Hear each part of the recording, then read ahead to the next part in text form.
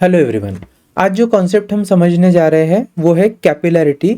बहुत ही interesting concept है और ये जो पर्टिकुलर टॉपिक है इसका सीईटी में भी अच्छा खासा वेटेज है। तो देख लेते हैं। देखिए, सबसे पहले क्या करता हूँ, मैं कैपिलैरिटी की एक डेफिनेशन लिखता हूँ, इसके बाद में हम इसको डिटेल में समझेंगे। So what is capillarity? It is the phenomena of rise और fall of liquid level, rise or fall of liquid level inside the capillary tube. ठीक है, सबसे पहले तो समझते हैं कैपिलरी ट्यूब क्या होती है। तो कैपिलरी ट्यूब एक्चुअली ना एक पतली सी वेरी स्मॉल डायमीटर वाली एक हॉलो ग्लास की ट्यूब होती है। इसका diameter less than 1 mm 2 mm बहुत कम होता है। ठीक है, और अगर ऐसी किसी कैपिलरी ट्यूब को आप किसी लिक्विड के अंदर डिप करो, मान लीजिए मैं वाटर के अंदर डिप कर रहा हूँ या ऐसे लिक्विड के अंदर डिप कर रहा हूँ जिसका angle of contact is less than 90 degree. मतलब क्या है, एक्यूट एंगल ऑफ कांटेक्ट होता है। और ऐसे केस में कौन से टाइप का मेनिस्कस बनता है? कॉनकेव मेनिस्कस बनता है। तो मान लीजिए आपने कॉनकेव मेनिस्कस वाले या एक्यूट एंगल ऑफ कांटेक्ट वाले किसी लिक्विड के अंदर अगर इस कैपिलरी को रखा है तो क्या होता है, आउटर लेयर के कंपैरिजन में अगर लिक्विड इस कैपिलरी ट्यूब की जब अंदर जाता है तो आप देख पाओगे कि लिक्विड की जो लेवल है इनसाइड द कैपिलरी ट्यूब वो इंक्रीज हो जाती है या राइज हो जाती है विथ सम हाइट h। वैसे ही अगर आप कोई दूसरा लिक्विड ले रहे हो जिसका एंगल ऑफ कांटेक्ट जो है वो ऑब्ट्यूस है, विच इज ऑब्ट्यूस, या फिर आप कह लीजिए कौन सा मेनिस्कस बनेगा उस केस में, कॉन्वेक्स मेनिस्कस बनेगा। तो ऐसे लिक्विड के लिए जो आपकी लिक्विड की लेवल होती है इनसाइड द कैपिलरी ट्यूब वो एक्चुअली आउटर लेयर से कुछ सर्टन डेप्थ पर होती है। ठीक है, तो यहाँ पर लिक्विड जो लेवल है वो फॉल करती है इनसाइड द कैपिलरी ट्यूब। तो this basic phenomena of rise और fall of liquid level inside the capillary tube we call this as capillarity. Okay, अगर इसके डेली लाइफ में आपको एग्जांपल दूं, सो डेली लाइफ के अगर हम एग्जांपल की बात करें तो जैसे सबसे पहला एग्जांपल देंगे हम, the rise of oil in the wick of lamp. Rise of oil in wick of lamp. देखिए, जो हमारे घर का दिया होता है ना वो मल्टीपल थ्रेड्स से मिलकर बनता है। ऐसे बहुत सारे इसमें क्या होते हैं, ऐसे थ्रेड्स आकर लगते हैं और फिर ऐसे सारे थ्रेड से मिलकर एक विक बनती है। मान लीजिए इस विक को किसी में लिक्विड मतलब ऑयल में रखता हूँ और अगर आप इसे ऊपर से जलाते हो तो हमने देखा है कि ये जो लिक्विड होता है नीचे, this liquid rises through this thread and it gets burn. ठीक है, वो बर्न होता है ऊपर in the form of flame. तो बेसिकली ये जो लिक्विड है ये ऊपर चढ़ते कैसा है, this is all due to capillarity. होता क्या है, देखिए मल्टीपल थ्रेड्स है, तो मान लीजिए ये दो थ्रेड्स है जिसका जो इस पर्टिकुलर विक का हिस्सा है। अब ये जो थ्रेड्स है ना इनके बीच में छोटा सा एयर गैप होता है। ये इतना माइन्यूट होता है कि हम सीधी आंखों से अगर बहुत ध्यान से नहीं देखें तो हमें नहीं दिखेगा, बहुत ही केयरफुली ऑब्जर्व करना पड़ता है। तो इतने ये जो पतली सी गैप बची है in between the two threads, it acts like capillary tube and thus liquid rises or oil rises inside the wick। दूसरा एग्जांपल मैं आपको दे सकता हूं, the flow of sap and water in plants। sap and water in plants। देखिए plants के case में क्या होता है, मान लीजिए ये प्लांट है, ठीक है, और ये क्या है उसके रूट से नीचे।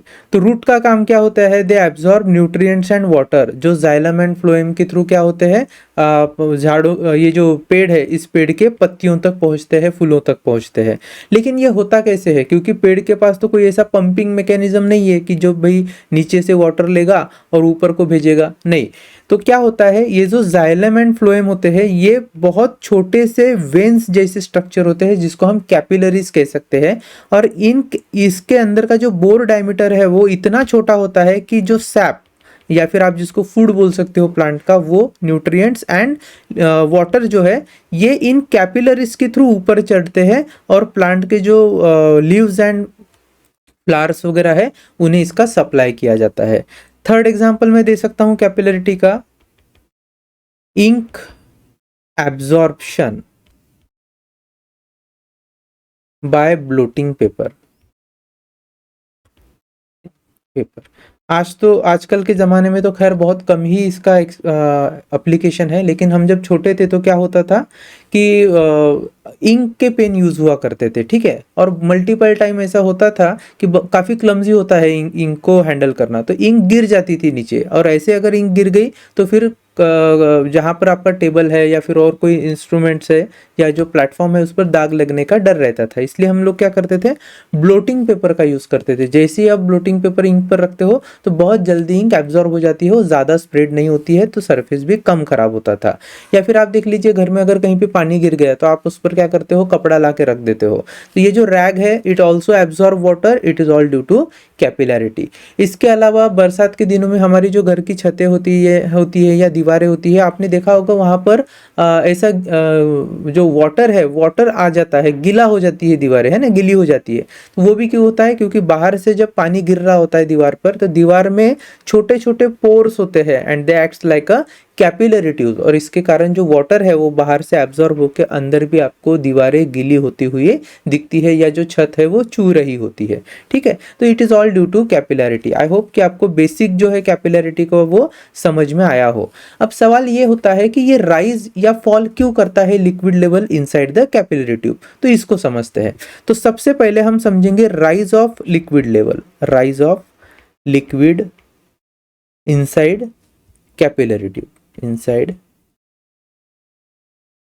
Capillary tube. तो इस फिनोमेना को समझने के लिए हम क्या कर लेते हैं, मान लीजिए मैं ऐसे कंटेनर ले रहा हूँ, ठीक है, और ये स्कीमेटिक पर्पस है तो बहुत ज़्यादा स्केल पे नहीं जाना है हमें। मैं यहाँ पर थोड़ा डिसप्रोपोर्शनेट ही डायग्राम बना रहा हूँ, और मान लीजिए ये है हमारी कैपिलरी ट्यूब, ठीक है, this is our capillary tube. तो ये हो गई हमारी कैपिलरी ट्यूब। अब हम क्या कर रहे हैं, इसको किसी पर्टिकुलर लिक्विड में रख रहे हैं। तो यहाँ पर बाहर में इस तरीके से लिक्विड ड्रॉ कर रहा हूँ, ठीक है। तो ये हो गया भैया हमारा लिक्विड।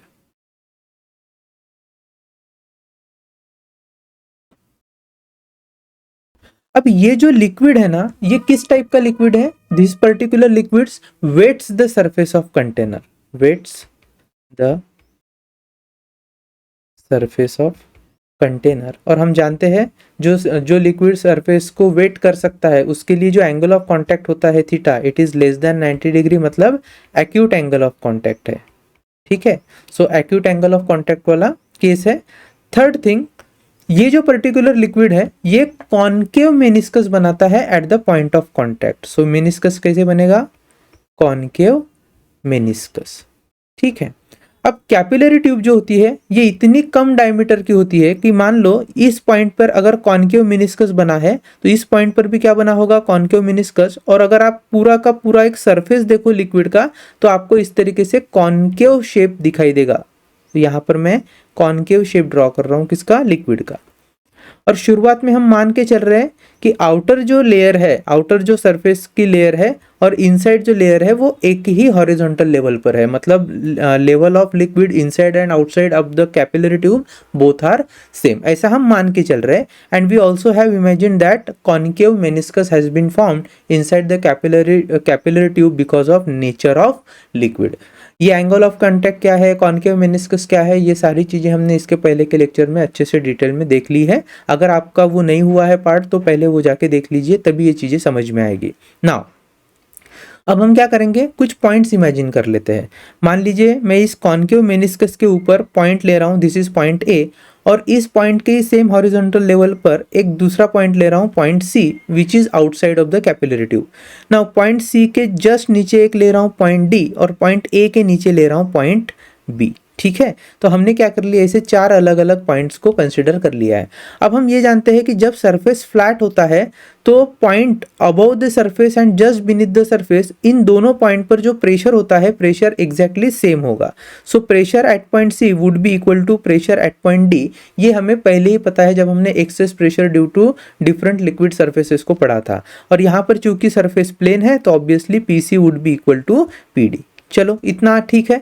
अब देखिए ये जो C पॉइंट है this is open to atmosphere, A point is also open to atmosphere and D point and C point they have same pressure, so I can say pressure at point A, pressure at point C and pressure at point D, they should be same. So pressure at point A is nothing but pressure at point C, which is nothing but equal to pressure at point D. Now listen carefully. If you carefully observe here, A point is lying on the concave side. A point कौन से side में है? Concave side में है। और B point कौन से side में है? कॉन्वेक्स साइड में है। जब हमने कॉन्केविटी को समझा था in the last few lectures, जहां पर हमने क्या की थी बात, एक्सेस प्रेशर की बात की थी, तो हमने देखा था भैया स्फेरिकल शेप के लिए या कॉन्केव साइड के अंदर जो भी पॉइंट्स रहेंगे या जो भी पार्टिकल्स रहेंगे they will be at higher pressure than the convex side. So अगर मैं लिखूं ए मेरा कॉन्केव साइड में है, कॉन्केव साइड में है, so pressure at A should be greater than pressure at B, ये एकदम क्लियर बात है। बट अगर आप देखो तो लिक्विड के केस में सेम हॉरिजॉन्टल लेवल पर जितने भी पॉइंट्स होते हैं they should have same pressure in case of hydrostatics. तो अगर डायग्राम आप देखो तो डी पॉइंट और बी पॉइंट पर प्रेशर कैसे होना चाहिए? सेम होना चाहिए if are at the same level. But if we see the concavity of the surface inside the capillary tube, pressure at A is greater than pressure at B. इसका मतलब ये हुआ कि pressure at C, pressure eight D and pressure at A all are greater than pressure at B. And if this is the case, और अगर ऐसा case है तो डी पर ज्यादा प्रेशर होने के कारण fluid has to flow from D to B and due to which the liquid level inside the capillary tube must rise. तो यहां पर क्या होता है, मैं यहां पर लिख रहा हूं as PA is equal to PC is equal to PD, therefore PD is greater than PB, PD is greater than PB, so I can write liquid must flow from कहाँ से? D to B, D to B flow होना चाहिए। और जब liquid ऐसे flow होगा तो एक सर्टन हाइट तक ऐसे लिक्विड फ्लो होते जाता है, ठीक है, सर्टन हाइट तक, और फिर यहाँ पर मान लीजिए आकर वो रुक जाता है। तो ये जो हाइट है, this height h is your rise of liquid level inside the capillary tube. और अब जो ये A पॉइंट है ये ऊपर शिफ्ट हो चुका है। और अगर आप देखो पहले जहां पर मेरा B पॉइंट था, ठीक है, इस मेनिस्कस को अब मैं हटा रहा हूं, ठीक है। अब ये जो B पॉइंट था, B पॉइंट पर अब प्रेशर जितना डी पर है उतना ही रहेगा। क्यों? क्योंकि ए का pressure plus rho g h जो एब्सोल्यूट प्रेशर की वैल्यू होगी बी की, now it will be equal to pressure at point D. ठीक है, तो कैसे हुआ? हमने इनिशियली समझा था कि ए सी और डी का प्रेशर जो है वो बी से ज़्यादा होगा, तो डी से लिक्विड को फ्लो होना पड़ेगा बी की तरफ। और ये क्यों हुआ है? Because concavity of the surface. इसलिए हमने जब particularly rise of liquid level को समझा था तो ऐसे लिक्विड लिया था जो वेट कर रहा हो कंटेनर के सरफेस को, जिसके कारण एंगल ऑफ कॉन्टैक्ट जो है वो एक्यूट होता है एंड कॉन्केव मेनिस्कस फॉर्म होता है। हमेशा याद रखना कॉन्केव साइड में प्रेशर ज़्यादा होगा as compare to convex side, और इसी फंडामेंटल को यूज करके हमने इस कॉन्सेप्ट को यहाँ पे समझा है। सेकेंडली अब हम पढ़ते हैं fall of liquid level. Theoretically अगर आप देखो, so let's understand fall of liquid level inside the capillary tube.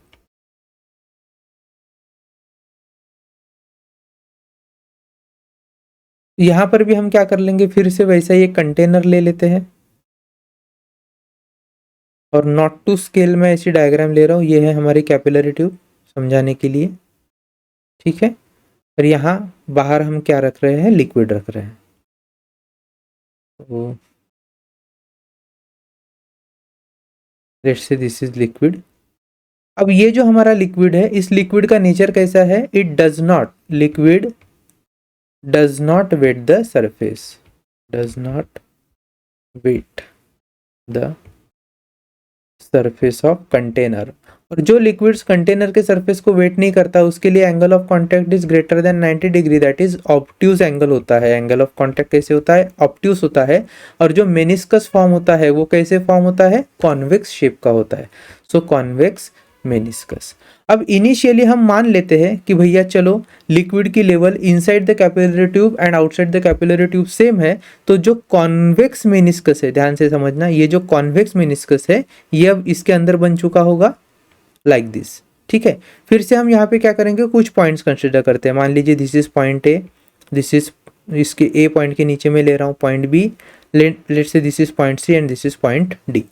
Now if you see carefully, यहाँ पे जो कॉन्वेक्स मेनिस्कस बना है लिक्विड के सरफेस, लिक्विड की तरफ आप ध्यान दो, तो जो बी पॉइंट है, बी पॉइंट इस कॉन्वेक्स मेनिस्कस के अंदर है। अब ये जो कॉन्वेक्स पार्ट है, ध्यान से समझना, ये कॉन्वेक्स किसके लिए है, एयर के लिए है, लेकिन लिक्विड के हिसाब से तो ये कॉन्केव साइड हुआ। और ये जो लिक्विड में बी पॉइंट है, B point lying in the concave side, and we know कि कॉन्केविटी का तो बेसिक प्रिंसिपल ही ये है कि उसके अंदर प्रेशर ज़्यादा होता है। तो यहाँ पर अगर हम ध्यान से समझे तो I can write pressure at point B is greater than pressure at point A. And why this has happened, because of B lies in concave side. B lies in concave side. Now if you see A, C and D, they will have same pressure. A और C तो open to atmosphere है, C and D बहुत नज़दीक दोनों ही point है, तो यहाँ पर वैसे भी प्लेन सरफेस है तो प्रेशर सेम ही होगा। So I can write here pressure at point A, listen, pressure at point A is equal to pressure at point C is equal to pressure at point D. But pressure at point B is greater than pressure at point A, which is in turn pressure at point B is greater than pressure at point D. और हम जानते हैं the liquid flows from high pressure region to low pressure region, तो B का अगर pressure ज़्यादा है तो B के हाई प्रेशर रीजन से लिक्विड बाहर की दिशा में फ्लो होगा, जिसके कारण क्या होगा, यहाँ पे जो लिक्विड की लेवल है वो फॉल डाउन हो जाएगी। So I am simply drawing a new layer of liquid और new level of liquid inside the capillary tube. ठीक है, तो यहाँ पर अब लिक्विड लेवल फॉल हो चुकी है, कितने हाइट से, मान लीजिए h से, तो h is depth below the surface of liquid outside where the liquid level is present inside the capillary tube. ठीक है, तो यहाँ पर हम लिख सकते हैं liquid flows from B to outside, B to outside and level falls, और लेवल क्या होगी, फॉल होगी। तो ये एग्जांपल आपको कहाँ देखने को मिलेगा, आपको देखने को मिलेगा मर्क्यूरी और ग्लास कैपिलरी के केस में। ठीक है, तो मर्क्यूरी जो ऐसा लिक्विड है, यहाँ जो एंगल ऑफ कांटेक्ट जो होता है उसके लिए ऑब्ट्यूस होता है, कॉन्वेक्स मेनिस्कस बनता है, सो लिक्विड लेवल भी फॉल करती है। अब हमारा नेक्स्ट टारगेट क्या है, तो अभी तक हमने समझा है कि जो लिक्विड का लेवल होता है या तो वो राइज होता है या फिर वो फॉल हो सकता है, डिपेंड करता है कि नेचर ऑफ लिक्विड क्या है। तो ये कितने से राइज होता है या कितने से फॉल होता है, तो हमें ये पता करना है कि इस राइज और फॉल ऑफ लिक्विड लेवल जो है, या जो height of that liquid level inside the capillary tube है, इसका relation with respect to surface tension, density of liquid, radius of capillary tube, इसके साथ क्या है। ठीक है, समझते हैं। तो सबसे पहले हम क्या करेंगे, first we will be deriving an expression for rise or fall of liquid level inside the capillary tube, देखते हैं। सो हमें बेसिकली h का एक्सप्रेशन फाइंड करना है, हाइट का। अब इसके ना दो मेथड है, one is pressure difference method,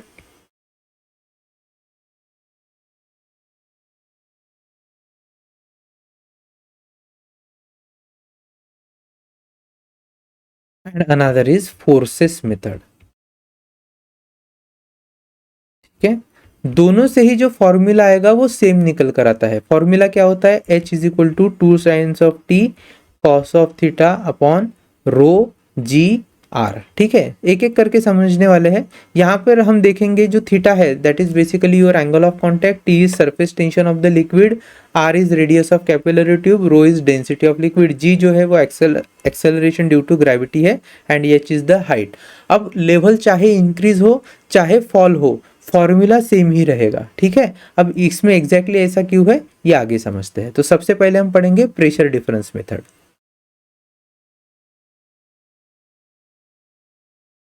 pressure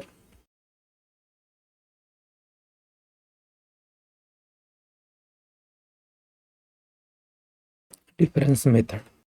तो इन प्रेशर डिफरेंस मेथड हम क्या इमेजिन कर लेते हैं, एक ऐसा लिक्विड लेंगे जिसके कारण कैपिलरी ट्यूब के अंदर क्या होता है, लिक्विड की लेवल राइज होती है। मतलब ये जो पर्टिकुलर लिक्विड है जिसका एंगल ऑफ कांटेक्ट क्या होना चाहिए, less than 90 degree acute angle of contact होना चाहिए और कॉन्केव मेनिस्कस बनाने वाला लिक्विड होना चाहिए। तो सबसे पहले यहाँ पर मैं लिख लेता हूँ, consider a liquid inside a container, consider liquid inside a container which weights the surface। तो जो कंटेनर लिक्विड के सरफेस को वेट कर सकता हो, ऐसे ही हम लिक्विड को कंसिडर करने वाले हैं। तो यहाँ पर हो गया मेरा कंटेनर, और हम एक इसमें कैपिलरी ट्यूब लेंगे लाइक दिस। और फिर से मैं बोल रहा हूँ, this is not a schematic diagram, यहाँ पर जस्ट हम अंडरस्टैंडिंग पर्सपेक्टिव से ही इसको सीख रहे हैं। तो इनिशियली लिक्विड का लेवल ये होगा, मान लेते हैं this is the level of liquid in the container, and जो हमारा बेसिक राइज होता है कैपिलरी ट्यूब के अंदर, उसे हम इस तरीके से बता रहे हैं। तो let's say this is the rise of liquid level inside the capillary tube. Okay, अब ध्यान से समझना, जब राइज होगा लिक्विड और मेनिस्कस कैसा बनने वाला है, हमारा कॉन्केव मेनिस्कस बनेगा। चलेगा, तो this is our concave meniscus.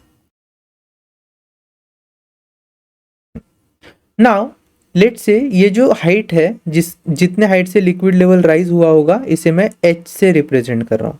So h is the height of liquid level. दूसरा, ये जो पर्टिकुलर कैपिलरी ट्यूब है, इस कैपिलरी ट्यूब को मैं ले रहा हूँ radius small r। So let's say small r is the radius of capillary tube. ये जो लिक्विड है, हो सकता है वाटर हो, तो इसकी जो डेंसिटी होगी वो होगी रो। ठीक है, और ये जो लिक्विड है, इस लिक्विड की डेंसिटी को मैं ले रहा हूँ रो। तो चलो, हमने ऊपर क्या लिखा था, consider a liquid inside a container which wets the surface, a capillary tube of radius small r is inserted vertically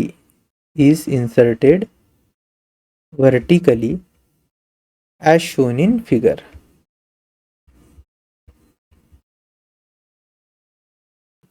अब ये जो पर्टिकुलर लिक्विड है जो सरफेस को वेट कर रहा है, so because of nature of liquid क्या होगा, concave surface will be form at the top of the liquid inside the capillary tube. So we can say that concave meniscus will be form due to nature of liquid. So due to nature of liquid,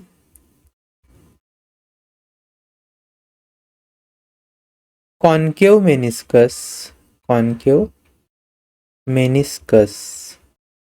is formed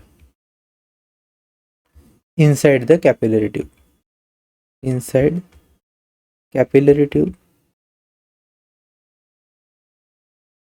and due to concavity, liquid level would rise inside capillary tube। तो concave meniscus भी बना है और liquid level rise हुआ है। अब हम क्या कर लेते हैं, बेसिक सी चीजें लिख लेते हैं। Let h be the height of liquid level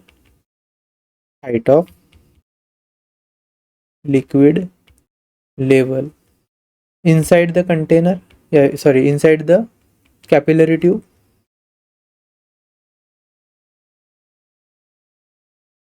Let rho is the density of liquid,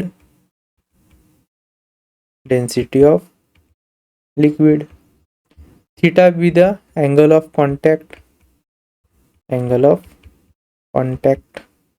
ठीक है, उसके बाद में लेट से g is acceleration due to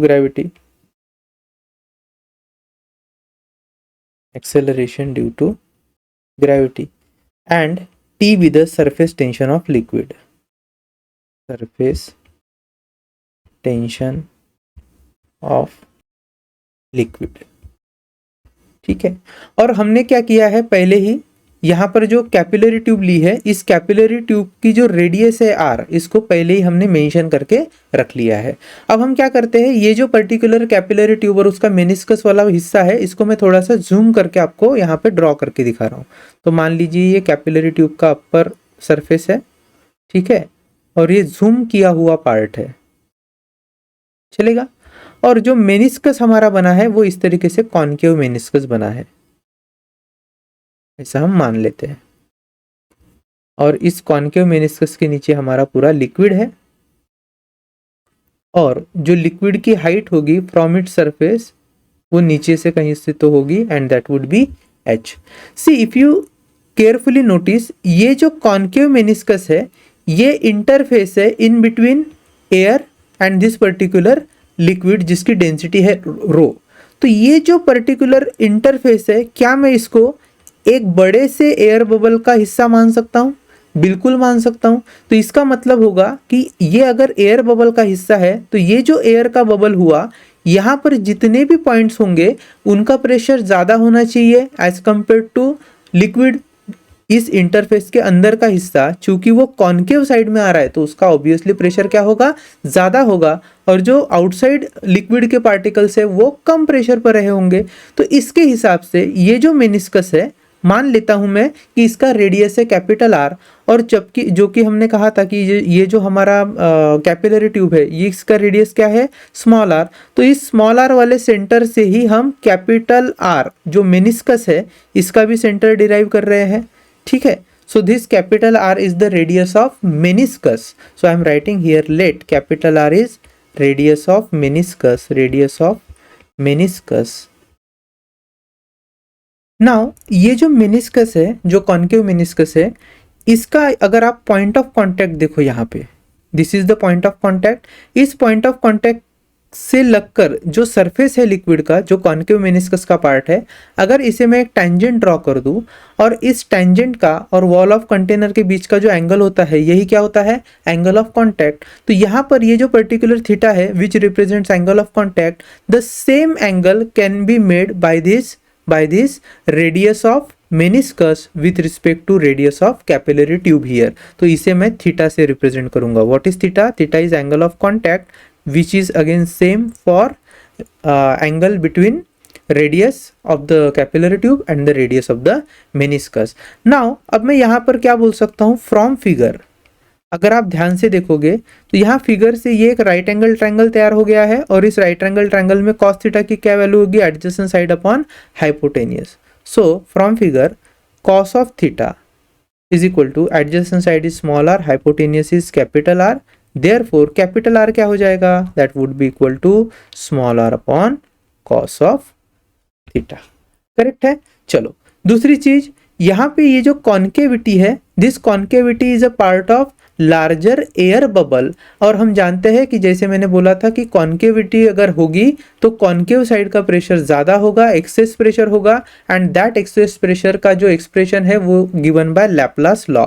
so as per Laplace law of spherical membrane, what I can write here, as per Laplace law of spherical membrane, law of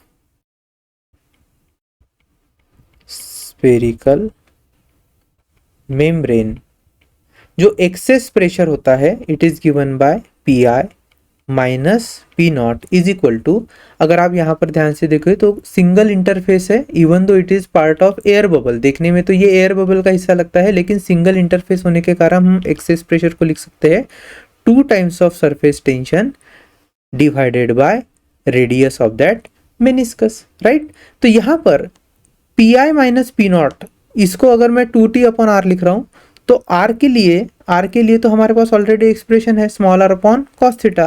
so I can write P I minus P naught is equal to 2 times of T upon small r divided by cos of theta. Also ये जो access प्रेशर है this is nothing but your gauge pressure, क्योंकि हम जानते हैं भैया absolute pressure is what, P naught plus rho g h. तो एब्सोल्यूट प्रेशर में से अगर मैं एटमॉस्फेरिक प्रेशर को माइनस कर दूंगा तो मेरे पास क्या बचता है, gauge pressure. So I can simply replace this p I minus P naught as rho g h is equal to 2 times of t into, ये जो कॉस थीटा है ये ऊपर चले जाएगा, so I can simply write here 2t into cos of theta divided by, अब देखिए are यहाँ पर हमारे पास बचता है, सो एच क्या हो गया, H is equal to 2 times of T cos of theta divided by rho ji are.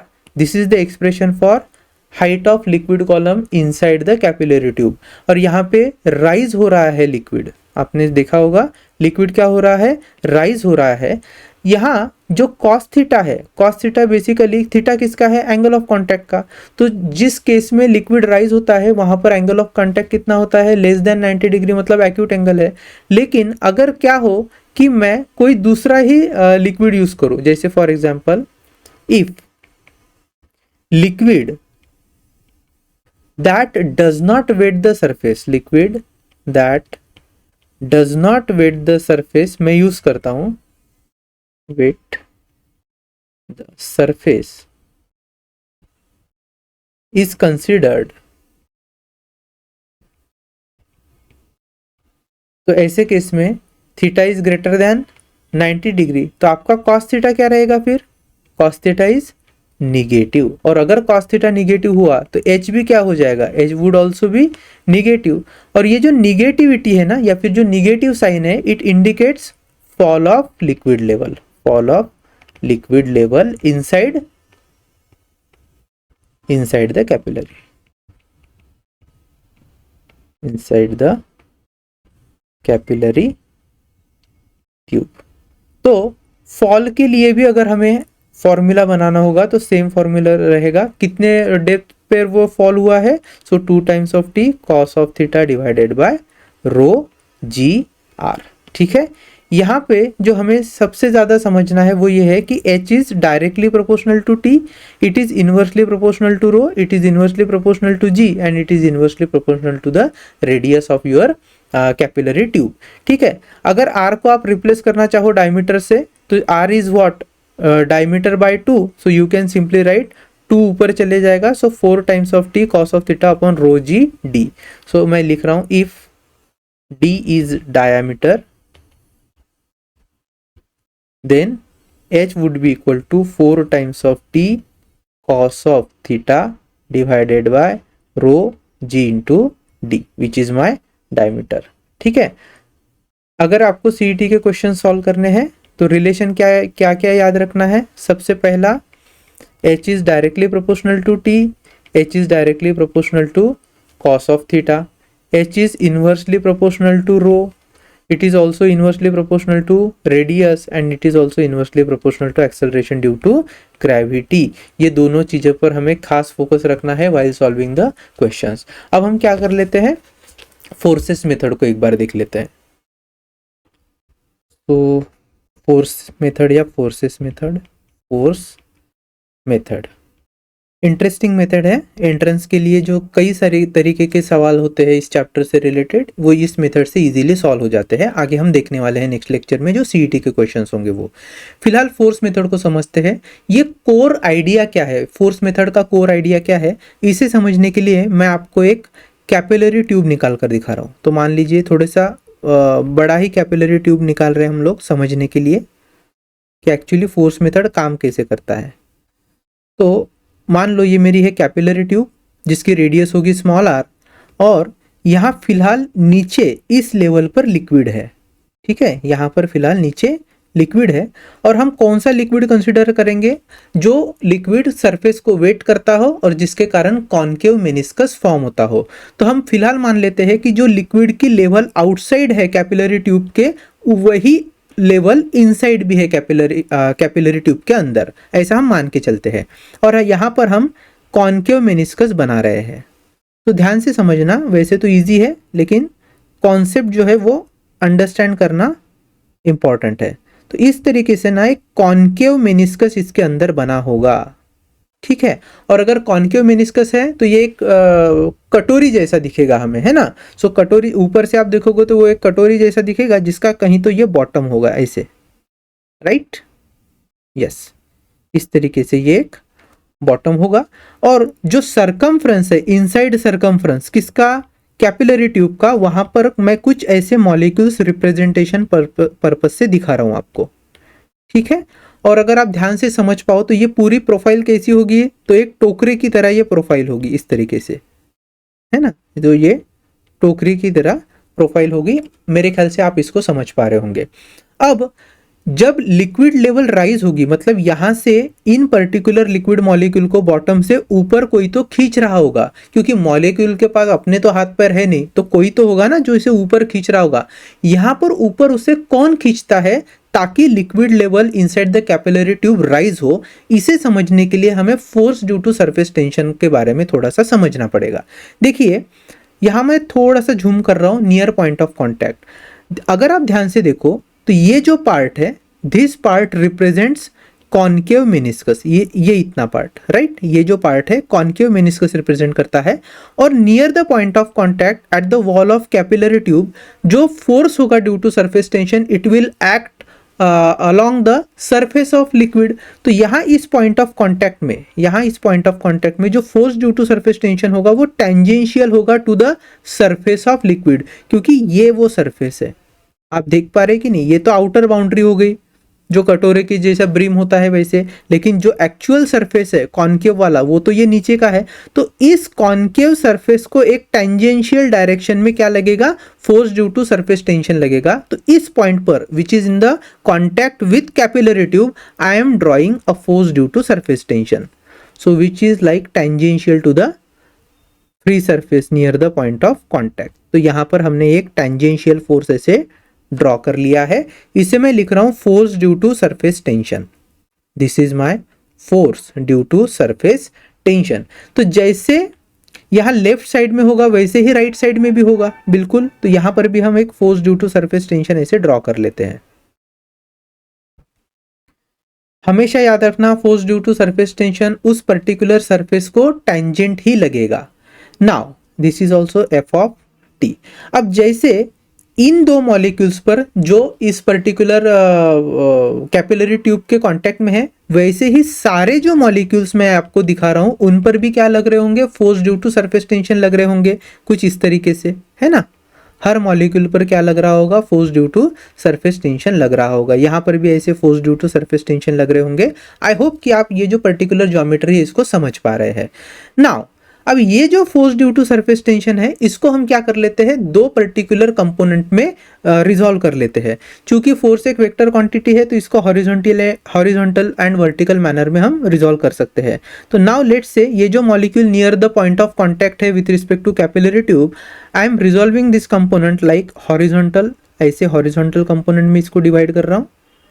यहाँ पर इसको लिख रहा हूँ एफ ऑफ टी एच, जैसे राइट साइड में होगा वैसे ही लेफ्ट साइड में भी होगा, this is again F of T H, horizontal component. Okay, ये जो हॉरिजॉन्टल कंपोनेंट है ये किस पर फोर्स एक्सर्ट करने जा रहा है, वॉल ऑफ कैपिलरी ट्यूब। तो वॉल ऑफ कैपिलरी ट्यूब भी क्या करेगा, एक नॉर्मल रिएक्शन जनरेट करेगा जो इस फोर्स को बैलेंस कर लेगा।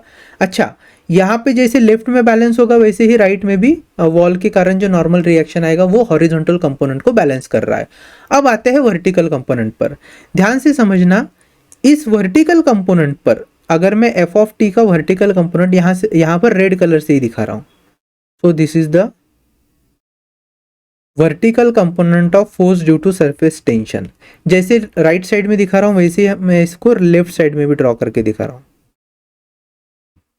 चलो, सो this is F of T in the vertical direction. ये जो वर्टिकल फोर्सेस है, ये जो वर्टिकल फोर्सेस है इनका काम क्या होता है, तो इनके नीचे जितने भी मॉलिक्यूल्स है इन मॉलिक्यूल्स को वो ऊपर लेकर जाने की कोशिश करता है। अब एक्चुअली अगर आप देखो ये जो वर्टिकल कंपोनेंट है, अगर इसका मैग्नीट्यूड लिक्विड मॉलिक्यूल्स के वेट से अगर ज़्यादा है तो ही इस पर्टिकुलर लिक्विड मॉलिक्यूल को ऊपर ले जाया जा सकता है। इसका मतलब vertical component of force due to surface tension is basically acting upon the molecules beneath it so that this molecules can be climbed up inside the capillary tube, right. जैसे ये फोर्स इस मॉलिक्यूल को लेके जाएगा तो ये जो particular molecule है जिस पर force due to surface tension लगेगा उसके नीचे जो दूसरे मॉलिक्यूल्स है they are bound by cohesive forces. So एक मॉलिक्यूल अगर ऊपर जाता है तो उसके साथ साथ सारे मॉलिक्यूल जो उसके साथ कोहेसिव फोर्स के साथ बंधे होंगे वो भी ऊपर जाना स्टार्ट करेंगे। तो जैसे लेफ्ट का मॉलिक्यूल ऊपर जाएगा वैसे राइट का जाएगा, और ये जितने भी मॉलिक्यूल्स मैंने रिप्रेजेंटेशन पर्पज से आपको दिखाए हैं ये सारे मॉलिक्यूल्स ऊपर चढ़ना स्टार्ट करेंगे। And all this is happening under the influence of vertical component of force due to surface tension। अच्छा, ये चलते जाएंगे चलते जाएंगे चलते जाएंगे, कब तक ऊपर जाएंगे?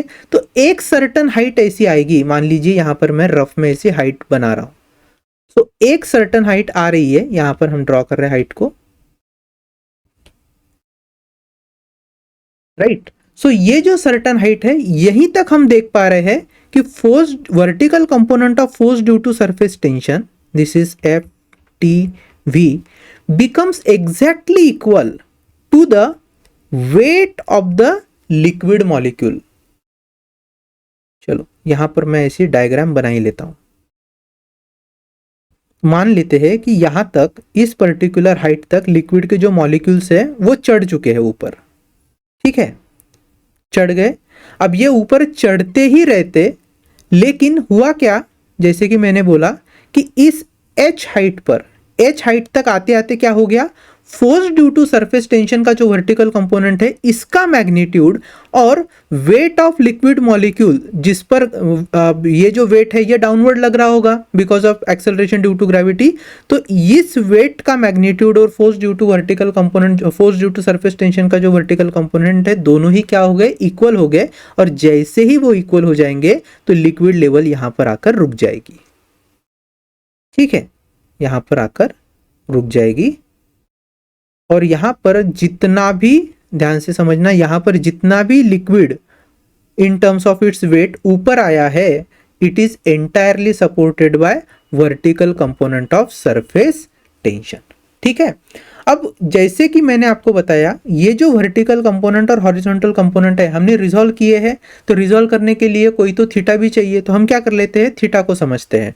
अगर आप ध्यान से देखो तो ये जो टेंजेंशियल फोर्स है जो इस सरफेस और यहाँ पर जो वर्टिकल वॉल है किसकी, कैपिलरी ट्यूब की, उनके बीच का एंगल ये बन जाएगा हमारा angle of contact. So if this is my angle of contact theta, please pay attention, if this is my angle of contact theta this would also be angle of contact theta।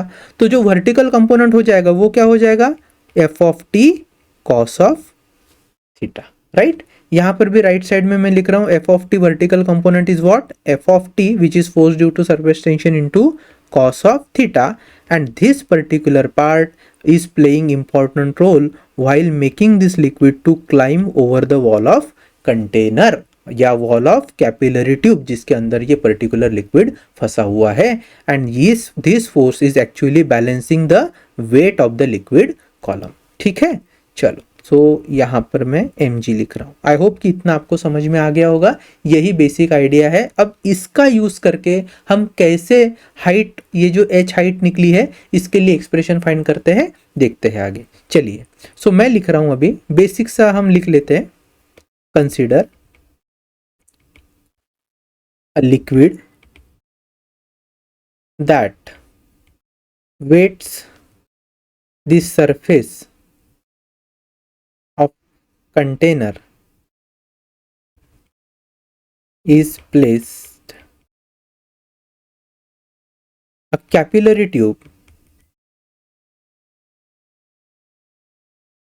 is placed vertically in the liquid at container as shown in figure, ठीक है। सो हम यहाँ पर भी ये भी लिख सकते हैं कि due to concavity, due to nature of liquid मतलब जो लिक्विड पूरी तरीके से सरफेस को वेट करता है, concave meniscus would form, concave meniscus would form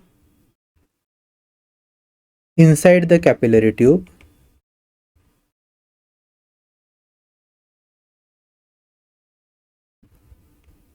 and level of liquid would rise। ठीक है, चलो अब हम लिख लेते हैं late r is the radius of capillary tube, radius of capillary tube, let h be the height of liquid level, height of liquid level। उसके बाद में हम ले लेते हैं mg, mg is weight of liquid that rises inside the tube, inside the tube। ठीक है, अब रो क्या होगा, डेंसिटी ऑफ लिक्विड। यही सारी चीजें हमें लगने वाली है। T is surface tension, theta is angle of contact, angle of contact and क्या आर के बारे में हमने कुछ कहा है, यस आर हो गया angle of contact and G is acceleration due to gravity. ठीक है, अब यहां पर इंपॉर्टेंट चीज क्या है समझना है, length of capillary tube in contact with liquid surface, in contact with liquid surface inside, inside. हाँ, तो ये कितनी होगी, ध्यान से देखो, ये जो सरकमफ्रेंस है, दिस सरकमफ्रेंस के अलॉन्ग जो भी लेंथ होगी, this is actually in contact with the liquid molecule at the surface. पूरा अगर ये सरफेस कॉन्केव सरफेस आप देखो तो सरफेस के सिर्फ इतने ही molecule along the circumference of capillary tube is in contact with liquid molecules. So I am simply writing here the length of capillary tube which is in contact with the liquid surface is, I am writing L is equal to 2 pi into small r which is nothing but circumference। चलो, we know कि जो force due to surface tension होता है T is nothing but F of T, that is force due to surface tension divided by length which is 2 pi r। so यहाँ से मैं लिख सकता हूँ F of T is nothing but T into 2 pi r and ये जो relation है ये बहुत इंपॉर्टेंट है, आगे हमें काम आएगा। नाउ आगे अब हम लिखेंगे the vertical component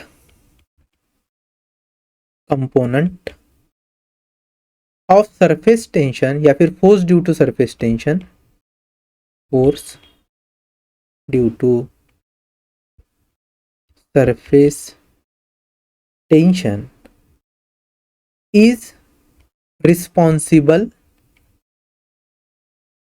to make liquid rise, to make liquid rise inside the capillary tube।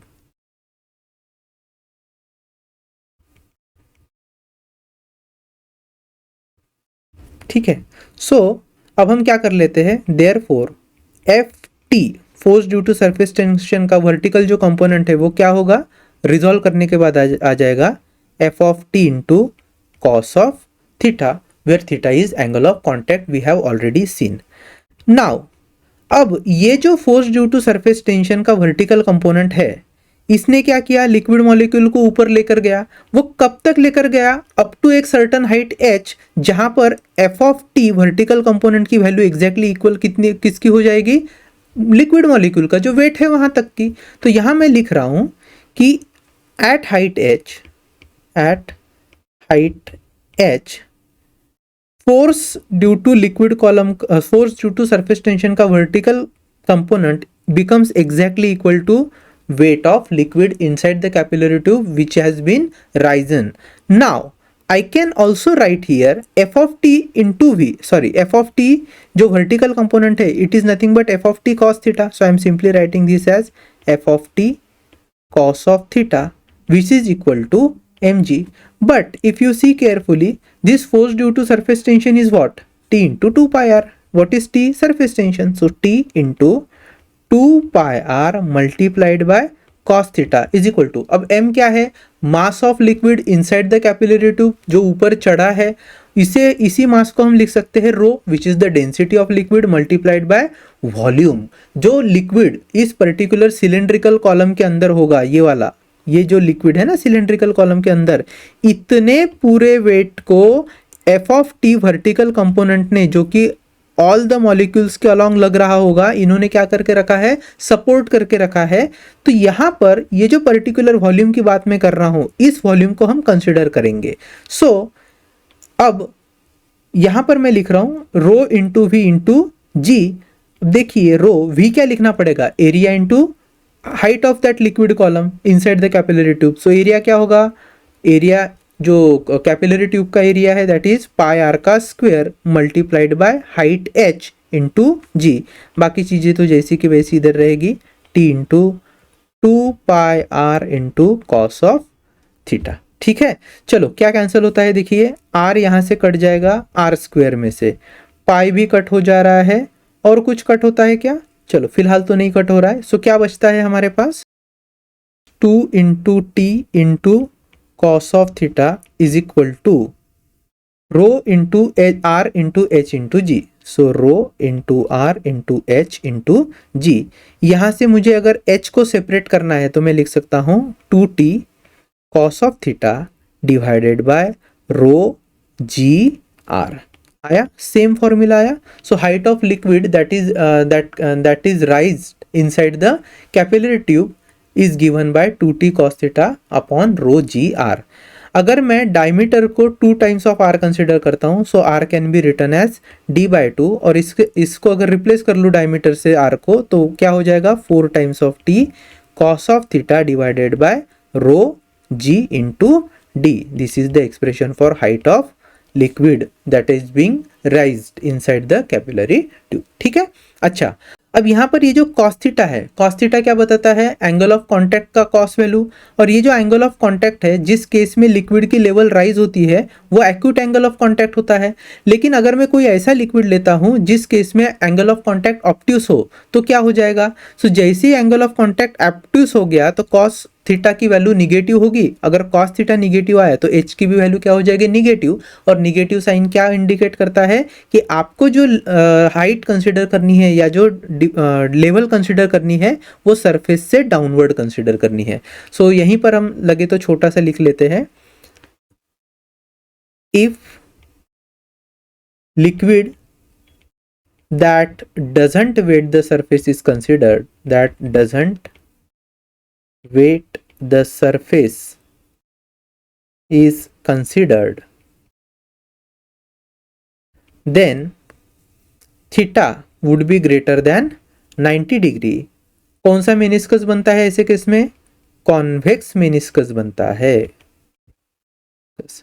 और जो cos थीटा की वैल्यू होगी, it would be cos theta is negative. और अगर cos थीटा निगेटिव हुआ तो h इज ऑल्सो निगेटिव. ठीक है, और h अगर निगेटिव है तो इसे हमें कैसे पढ़ना है? Liquid level falls. Liquid level falls. ठीक है, फॉर्मूला वही रहेगा, h is equal to 2t cos of theta upon rho ji are. ठीक है, अगर 2t में ले रहा हूं तो रो जी आर, 4 लूंगा तो फिर रो जी डी लिखना पड़ेगा. चलो, आई होप कि ये जो डेरिवेशन है आपको समझ में आया होगा. फिर से याद रखना, सीईटी के क्वेश्चन सॉल्व करने के लिए हमें कुछ चीज़ें को ध्यान में रखना है. That h is directly proportional to cos of theta, h is directly proportional to surface tension, but h is inversely proportional to radius, it is inversely proportional to diameter, then h is inversely proportional to acceleration due to gravity, and h is inversely proportional to density of liquid. ये सारी चीज़ें बहुत important role play करेगी while solving numericals. ठीक है, तो यहाँ तक हमने सारी जो बेसिक अंडरस्टैंडिंग चाहिए सीईटी के क्वेश्चंस को सॉल्व करने के लिए या जो हमारे एक्सरसाइज के क्वेश्चन को सॉल्व करने के लिए उसे देख लिया है। अब ये वीडियो बहुत लंबा हो जाएगा इसलिए मैं यहीं पे रुकता हूँ। अभी हम नेक्स्ट वीडियो में क्या करेंगे, जो कुछ इंपॉर्टेंट कॉन्सेप्चुअल क्वेश्चंस है regarding entrance examination that we are going to see. So let's meet in next video.